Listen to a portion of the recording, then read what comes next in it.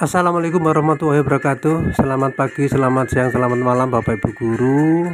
Begitu pula Mas Nadim, dimanapun panjenengan berada. Saya berharap semoga panjenengan semua dalam keadaan sehat walafiat, tidak kurang suatu apapun, dan tetap bersemangat dalam mengabdikan diri di dunia pendidikan. Semoga anak didik kita ke depan menjadi lebih berkualitas, lebih cerdas. Dan selamat berjumpa lagi dengan saya Mbak Guru Harjo di channel Merdeka Belajar Guru Penggerak. Dengan materi seperti kemarin, materi obrolan adalah tentang kurikulum bahasa Indonesia di tingkat dasar. Nah, saya berharap sekali lagi Mas Nadim tetap menonton video ini dari awal sampai akhir, sebab ada yang menarik. Saya sangat sependapat dengan apa yang dipesankan oleh Mas Nadiem Makarim ketika awal-awal menjadi Mendikbudristek ya, pernah berpesan guru harus melakukan perubahan dan sebagainya. Kita harus membelajarkan anak untuk memahami bahasa, memahami yang dibaca, tidak hanya membaca saja tetapi memahami apa yang dibaca. Itu saya sangat sependapat sekali. Seperti apa? Tapi nun sewu sekali lagi menurut Mas Nadiem Makarim kemarin bahwa kurikulum bahasa Indonesia itu sebelumnya dinilai kaku dan sangat detail. Nah, ini kakunya seperti apa, detailnya seperti apa juga saya tidak bisa mengomentari.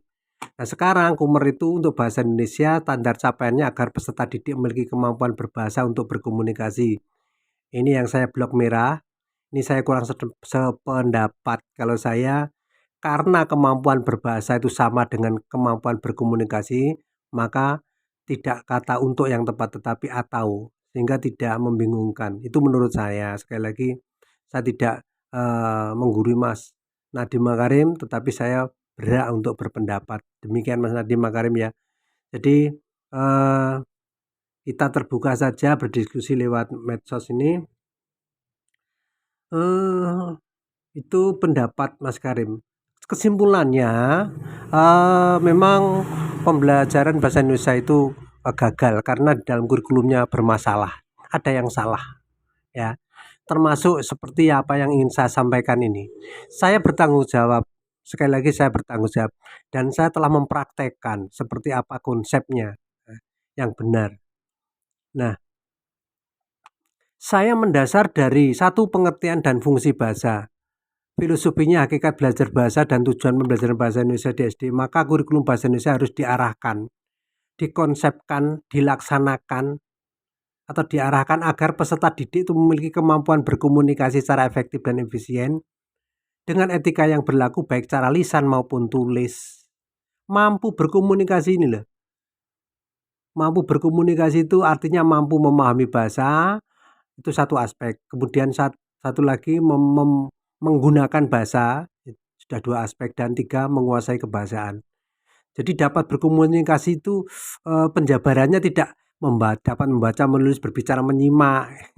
Sekali lagi kekeliruan itu sekali lagi tidak dari guru, tidak dari kepala sekolah, dan tidak kesalahan ada pada pengawas. Tetapi dari pusat pun demikian Mas. Sekali lagi saya memberanikan diri ini, saya mempertanggungjawabkan apa yang saya sampaikan materi pembelajaran bahasa Indonesia itu. Jadi ada kesalahan sejak dulu itu dari sananya.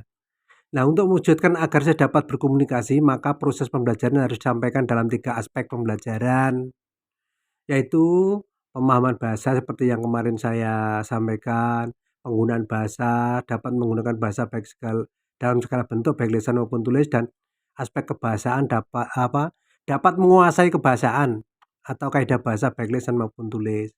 Sekali lagi ini dasarnya. Ya. Ini sebagai wujud dapat berkomunikasi. Dasarnya pengertian ini. Jadi saya tidak ngawur, saya tidak membabi buta, tetapi saya mengejawantahkan pengertian dan fungsi bahasa, hakikat belajar, dan tujuan pembelajaran bahasa Indonesia. Saya jabarkan, saya wujudkan ada 3 aspek pembelajaran. Dan ini banyak ya Pak, arahan-arahan dari buku-buku yang terdahulu tahun 1993, 1998, 2000 sampai KTSP, itu semua sama, pengertiannya sama. Nah, yang salah itu tadi tidak dijabarkan pada pemahaman bahasa, penggunaan bahasa, tapi membaca, menulis, berbicara, menyimak. Ini asal usulnya kesalahannya. Nah, 3 komponen atau 3 aspek kegiatan berkomunikasi itu tujuannya berkomunikasi. Jadi belajar berkomunikasi itu ada tujuan berkomunikasi. Sekali lagi, di dalam proses pembelajaran itu ada tujuan berkomunikasi. Harus dibedakan dengan kegiatan berkomunikasi.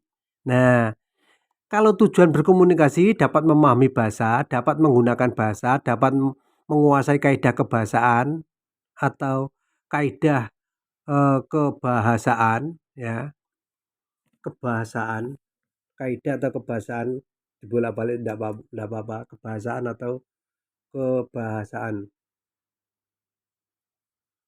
Sedangkan kegiatan berkomunikasi itu membaca, menulis, berbicara, menyimak atau mendengar. Ini kegiatan. Nah, selama ini orientasinya ke sini.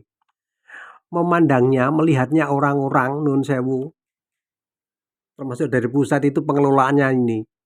Bahkan sekali lagi saya sampaikan, ada kisi-kisi ujian kelas 6 itu, ujian negara. Itu kisi-kisinya itu ada kolom materinya membaca, materinya menulis. Itu saya tertawa. Salah, Mas, sekali lagi itu salah. Materinya bukan itu, materinya itu bahasa itu sendiri. Ini bahasa dalam segala bentuk itu materi. Misalkan pantun, atau teks percakapan. Jadi memahami bahasa itu lisan dan tulis. Kalau lisan, sumbernya lisan. Kegiatan anak mendengarkan, menyimak. Ini kegiatan anak-anak menyimak atau mendengarkan. Kalau tulis, pemahaman bahasa secara tulis. Nah, karena tertulis, sumbernya tertulis, maka kegiatan anak membaca intinya. Kegiatan inti itu membaca, ya. Itu. Nah, penggunaan bahasa sekarang. Kalau penggunaan bahasa, lisan ya berbicara. Karena intonasi, lafal itu harus berbicara, harus diucapkan, mengucapkan, dan ekspresi. Termasuk penggunaan bahasa berbicara, menyampaikan ide, pendapat, gagasan secara lisan itu berbicara. Kalau menyampaikan atau menggunakan bahasa secara tulis, ya menulis. Misalkan membuat pantun, menyampaikan ide dengan kalimat, bentuk surat dan sebagainya. Nah, yang ketiga alat komunikasi. Jadi di dalam pembelajaran agar siswa dapat berkomunikasi ada tujuan, kegiatan, dan alat. Alatnya itu apa? Ya bahasa itu sendiri. Bahasa dalam segala bentuk, bisa kata, kalimat, pantun, teks percakapan, surat, gambar, denah, puisi, grafik, dan sebagainya. Ini yang saya katakan sebagai alat komunikasi. Ya, di dalam proses belajar. Alat komunikasi dalam proses pembelajaran. Nah, dasar itulah yang saya jadikan, kemudian saya amati, saya perhatikan ada bagan pembelajaran dari pusat. Dulu itu dari pusat. Tahun 93, 98, ya, kurikulum pendidikan dasar, garis-garis besar program pengajaran dulu itu namanya seperti itu. Ya, sekolah dasar. Itu seperti ini bagannya. Sekali lagi bagannya dulu seperti ini. Nah, berdasarkan pengertian, fungsi, hakikat, dan tujuan pembelajaran bahasa Indonesia, bahkan seperti ini saya tidak sependapat, saya tidak menggunakan, saya coret, saya tidak menggunakan ini, sebab saya anggap keliru. Di sini ada tema dibaca, tema ditulis, tema arahnya anak panah arah itu seperti ini. Ini saya mohon maaf sekali lagi, saya bebas berpendapat, saya tidak sependapat, ini salah, membahayakan ini dulu. Kabur sampai kapanpun ya hasilnya itu sampai sekarang hasil dari survei dunia seperti itu. Karena konsepnya saja salah, ini yang saya maksud konsep. Dasar filosofinya betul, dasar teorinya betul, tetapi masuk bagannya salah, menggambarkan salah. Nun sewu, entah siapa dulu dari dirjen mana saya tidak tahu. Ya, Ini salah. Nah, seharusnya seperti apa bagan itu? Saya telah membuat sendiri, sekali lagi ini beda pendapat. Nah, saya bagankan pembelajaran pemahaman bahasa. Latar belakangnya tema. Jadi tema ini saya jadikan, sebagai pemersatu pembelajaran. Jadi pembelajaran pemahaman pakai tema, misalkan tema kesehatan, bacaan itu. Pembelajaran pemahaman ya tema kesehatan, kebahasaan ya tema kesehatan, supaya utuh, tidak terlepas satu-satu. Ini juga ada di dalam awal-awal kurikulum ada, tetapi ketika akhir memberikan bagan seperti ini, saya tidak sependapat. Jadi saya sudah ngengkel sejak dulu. Nah, bagan ini menunjukkan bahwa belajar bahasa, belajar berkomunikasi itu harus ada sasarannya. Seperti yang disebutkan tadi, sasarannya kemampuan pemahaman bahasa atau aspek pemahaman. Bisa aspek pemahaman, bisa ditulis target sasaran aspek pemahaman. Nah, tujuannya apa kalau aspek pemahaman? Agar siswa memahami. Memahami apa? Misalkan bahasa dalam bentuk pantun, ya memahami isi pantun. Kan tidak hanya satu pantun, pantun banyak sekali. Dikembangkan memahami isi surat. Terserah. Ya secara lisan ya harus dilesankan. Kalau secara tulis ya berdasarkan yang ditulis, memahami teks cerita, teks percakapan. Monggo pilihannya banyak sekali. Sehingga Bapak Ibu guru bebas menggunakan media, bisa bahannya bebas diambil dari bahasa manapun. Sekali lagi saya ceritakan bahwa pembelajaran bahasa Indonesia tidak harus dengan buku bahasa Indonesia. Sekali lagi, pembelajaran bahasa Indonesia tidak harus dari buku bahasa Indonesia. Bisa dari koran, majalah, buku perpustakaan. Sehingga kalau konsep pembelajaran seperti ini, buku perpustakaan laku. Bisa digunakan untuk sebagai bahan media. Jangan hanya seperti yang sudah kaku memang. Bahasa Indonesia itu kakunya di situ. Mestinya supel kalau kita tahu target sasarannya, tahu tujuannya. Jadi tujuan berkami. Nah, untuk tercapai tujuan ini ada kegiatan. Kotak di luar ini adalah kegiatan. Sekali lagi, untuk mencapai agar siswa memahami misalkan surat, agar siswa memahami isi surat, kalau tulis kegiatan anak membaca, ya. Kemudian ditanya, apa yang dibaca itu yang tersurat, sekali lagi yang tersurat. Teks percakapan ya begitu pula, teks cerita begitu pula. Misalkan pantun atau syair ya sama. Mohon maaf. Kalau pemahaman bahasa lisan, maka kegiatan mendengar atau menyimak. Sekali lagi tidak seperti ini. Ini saya terus terang saja berani menyalahkan, ya. Kita diskusi dimanapun, kapanpun saya berani. Ini salah total. Makanya hasil pembelajaran bahasa Indonesia tidak ada peningkatan, sangat rendah, anak tidak bisa berkomunikasi dan sebagainya. Bingung, karena sebingung. Yang dimaksud berkomunikasi ya ini harus ada sasaran, target sasaran. Arahnya jelas, sasarannya jelas. Sehingga tujuan tercapai. Kalau sasaran, arah dan sasarannya salah, maka tujuan tidak akan tercapai. Ibaratnya tujuannya makan sate, tetapi arah sasarannya warung bakso atau warung pecel, ya tidak akan bisa ketemu sate. Tujuannya makan sate sekali lagi. Tetapi arah dan sasarannya warung bakso, maka salah. Itu yang terjadi, Mas Nadine ya. Jadi saya mengadukan pada panjenengan, itu betul-betul saya prihatin. Jadi seperti ini.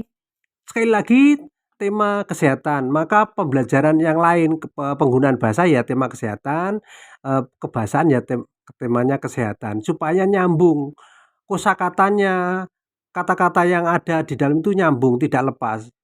Kalau tema kesehatan pada pembelajaran pemahaman, kemudian tema olahraga di dalam penggunaan bahasa, ini putus sambung, tidak nyambung, artinya tidak nyambung. Ini nanti peran tema seperti itu. Ini juga saya membaca di petunjuk ada seperti itu. Saya tidak mengarang sendiri, tidak. Saya hanya mengubah, sekali lagi ini bukan ide saya. Sebetulnya dasarnya bukan ide saya, tetapi konsep seperti ini ide saya. Jadi saya menarik kesimpulan, oh berarti tujuan itu harus ada di tengah, ya, untuk dicapai dengan kegiatan membaca, mendengarkan. Ini yang kegiatan utamanya. Nah, seperti itu Mas Nadiem. Penjelasannya, dapat memahami bahasa artinya dapat mengerti, menerima. Menerima apa? Ide, pendapat, gagasan, perasaan, pengalaman yang disampaikan secara lisan maupun tulis oleh orang atau pihak lain. Kotak tengah menggambarkan sasaran dan tujuan yang akan dicapai. Jadi sasaran dan tujuannya harus jelas, harus diletakkan di tengah. Akan dituju dengan melakukan kegiatan tersebut. Ya. 4 kotak yang berada di tepi menggambarkan kegiatan siswa dalam belajar berkomunikasi untuk mencapai tujuan tadi. Tema sebagai background wadah pemersatu dalam proses pembelajaran berfungsi untuk mengembangkan dan memperluas perbendaharaan bahasa anak. Nah, ini artinya di dalam konsep pembelajaran harus menggunakan tema. Semakin banyak tema yang dipakai, semakin bagus. Dari kelas 1 sampai kelas 3, temanya berbeda, kelas 6, tema berbeda-beda. Itu akan memperoleh kosakata lebih luas, perbendaharaan bahasanya anak lebih luas. Karena perbendaharaan anak luas, maka kemampuan berkomunikasi bagus pasti berbeda. Coba jenengan bayangkan, apabila dari kelas 1 sampai kelas 6 tidak pernah ada pembelajaran dengan tema kesehatan misalkan, sangat dimungkinkan anak tidak mengenal kosakata, resep, check up, tidak pernah. Karena tidak pernah menggunakan sebuah tema dalam suatu pembelajaran. Jadi fungsinya tema tadi adalah untuk memperluas perbendaharaan bahasa anak, ngusung kosakata, ya. Maka dari itu saya setuju pembelajaran bahasa Indonesia dengan tematik, tetapi bahasa Indonesia dengan matematika, bahasa Indonesia dengan IPA, bahasa Indonesia dengan IPS. Tidak satu tema, satu tatap muka itu 3 mapel, tidak, tetapi hanya 2 mapel. Bahasa Indonesia sebagai user-nya, bahasa Indonesia sebagai penggendong ilmu yang lain. Seperti yang saya sampaikan dalam video sebelumnya, bahasa adalah pintu gerbang segala ilmu pengetahuan. Jadi bahasa itu harus dibuka dulu supaya pengetahuan yang lain masuk. Saya sering menggunakan dalam pembelajaran bahasa itu dengan buku-buku IPA. Pada saat siswa saya itu kok lemah nilainya dalam pembelajaran IPA, maka saya dalam pembelajaran bahasa Indonesia itu menggunakan buku IPA. Ya, sangat sangat ekstrim. Saya dulu tuh jadi guru ekstrim sekali. Ternyata bisa mengangkat pengetahuan IPA. Jadi prestasi IPA-nya bagus. Karena dalam proses pembelajaran saya menggunakan buku IPA. Nah, kelihatannya memang saya melanggar, tapi kemerdekaan saya jadi guru. Jadi otoritas saya sebagai guru itu betul-betul dulu itu saya jaga. Ini bagian pembelajaran penggunaan bahasa. Jadi di samping memahami bahasa, anak itu harus diajarkan untuk menggunakan bahasa. Target sasarannya, arah sasarannya kemampuan penggunaan bahasa. Ini. Nah, penggunaan bahasa seperti apa? Lisan atau tulis? Nah, materinya apa? Ini tujuannya agar siswa dapat mengubah surat menjadi narasi atau sebaliknya, agar siswa dapat bercerita tentang rekreasi, kegiatan hari Minggu, anak dapat menyusun kata menjadi kalimat, anak dapat menyusun kalimat acak menjadi paragraf dan seterusnya. Nah, secara lisan kegiatan anak dalam penggunaan bahasa secara lisan ya berbicara. Otomatis kegiatan ini nanti akan tercapai. Ya berbicara juga bagus nanti. Jadi kegiatan ini otomatis mengikuti karena apa? Dilakukan untuk mencapai tujuan tadi. Kalau penggunaan bahasa secara tulis, anak menyampaikan ide pendapatnya secara tulis, maka kegiatan anak menulis. Ini saya jelaskan seperti ini karena sekali lagi saya telah mempraktekkan. Ya, saya telah mempraktekkan. Jadi sekali lagi target sasaran ada di tengah, anak panahnya seperti ini. Jadi ada kegiatan yang menuju ke tujuan. Berbicara, menulis, ya, menuju ke tujuan. Nah, penjelasannya sama. Nah, dapat menggunakan bahasa artinya dapat menyampaikan ide, pendapat, gagasan, perasaan, pengalamannya sendiri baik secara lisan maupun tulis. Kotak tengah menggambarkan sasaran dan tujuan yang akan dicapai dalam proses pembelajaran. 4 kotak yang berada di tepi menggambarkan kegiatan siswa dalam berkomunikasi. Tema sebagai background pada pemersatu dalam proses pembelajaran dan berfungsi untuk mengembangkan dan memperluas perbendaharaan bahasa anak. Materi pembelajaran adalah berbagai macam bahasa dengan segala bentuknya. Nah, ini nanti akan disesuaikan dengan pilihan-pilihan materi. Jadi prosesnya berorientasi pada tujuan yang jelas. Demikian ini. Nah, sekarang bagian pembelajaran penguasaan kaidah bahasa sama. Ya, ada yang di tengah. Di tengah ini merupakan sasaran dan tujuan. Misalnya kemampuan menguasai kaidah bahasa atau kebahasaan. Tentang apa? Siswa dapat mengintonasikan berarti lisan. Siswa dapat mengintonasikan dan melafalkan kata dengan baik pada kalimat. Nah, kalimatnya kan banyak, monggo pilih. Di buku apapun ada. Ya, di buku apapun ada. Tanda baca di buku apapun, monggo. Sekali lagi, di koran, di surat kabar, tanda baca itu ada. Diintonasikan. Caranya baca seperti apa. Otomatis keterampilan membaca itu akan terbawa. Nggak usah khawatir, keterampilan justru dengan pembelajaran ini 4 kegiatan berkomunikasi akan tercapai, ya.